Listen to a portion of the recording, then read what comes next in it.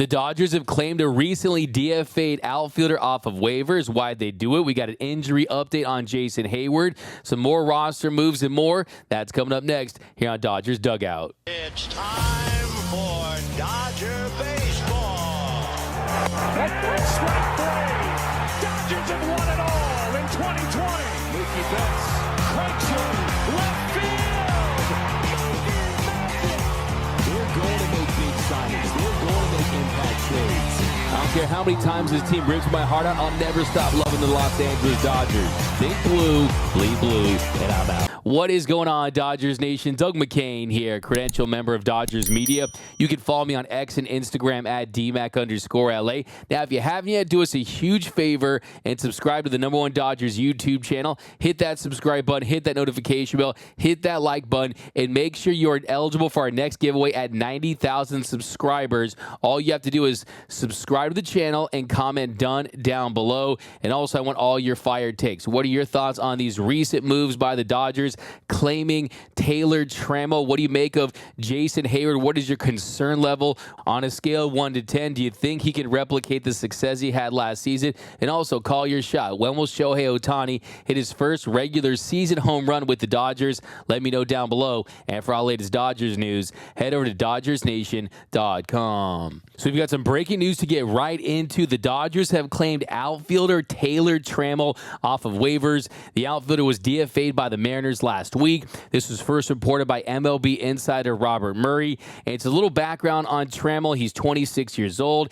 He was the 35th pick by the Cincinnati Reds in the 2016 amateur draft. He was a top 100 prospect from 2018 to 2021. And he has gotten multiple opportunities to earn a role in the big leagues with the Mariners. And like a lot of prospects that don't break through, he just hasn't been able to hit consistently at the big league level. In his big league career, in his opportunities, he slashed 168, 270, 368. He's had a 37% strikeout rate and 351 plate appearances. The walk rate has been impressive at 11.1%, and he has been a lot better at the AAA level, where in parts of 3 seasons, he slashed 274, 381, 506 with 38 home runs and 813 plate appearances. He's posted 24% strikeout rate and impressive 14% walk rate. He does have some speed, but that speed has gone down in recent seasons. He's in the 43rd percentile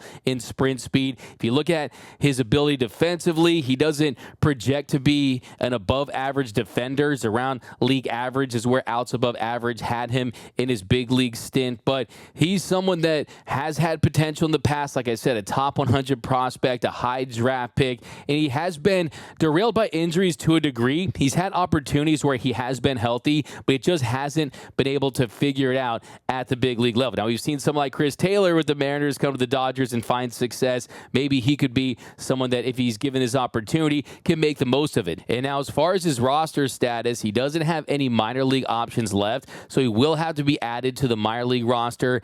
And later in the day, the Dodgers announced that they had released relief pitcher Matt Gage. Now, Matt Gage, he's someone that the Dodgers really were high on as far as the potential as an NRI invite, as far as a little bit of a lottery ticket. And his spot on the 40-man roster is going to go to Taylor Trammell, who the Dodgers did claim off of waivers today. Now, as far as Matt Gage goes, he's been released, not designated for assignment. That was what was initially reported. So Matt Gage, he is gone, and Trammell is on the Dodgers. Now, why did LA make this move? Well, it's simple, and it's because Jason Heyward has been dealing with a back injury that looks to be possibly worse than they originally anticipated. He missed Monday night's game against the Giants. He was dealing with the back tightness. He was originally in the lineup, and then closer to game time, he was pulled. And Dave Roberts said yesterday, as he was getting loose during the game, he just had a harder time getting ready. Today, he came in a little sore, stiff, so we decided to give him a day. He won't be available tonight, and we'll see tomorrow how he comes out. Now, Heyward on the year, he has 3 singles and 14 at-bats. He has a sac fly in 4 games, and in the Dodgers' domestic season opener against the St. Louis Cardinals, he went 1 for 8. But the back back issues dated back further than that. He was scratched from a game in the Dodgers' final spring training series, the Freeway Series against the Angels, when the back tightened up before the game. And clearly they're taking this very seriously because Dave Roberts said that he had met with Dr. Watkins in Los Angeles, who's a back specialist. So hopefully this is nothing serious. Hopefully this is nothing that lingers into the season, because one of my big questions heading into this year was, would Jason Heyward be able to replicate the success he had last year with the Dodgers? Because he fit perfectly in his role playing in right field. It allowed Mookie to play second. It really was their best lineup against right-handed pitching. He ended up slashing 269, 340, 473, hit 15 home runs, had a 121 weighted runs created plus, so he was 21% above league average as far as his offensive production, and 92.6% of his plate appearances, they came against righties. So he has a clear, defined role for this team, but if he's injured and he's unable to produce offensively, what will that mean? What will the Dodgers do? So hopefully he gets back to being fully healthy and he can get back to hitting the ball hard, hitting home runs, and playing great defense like he did for the Dodgers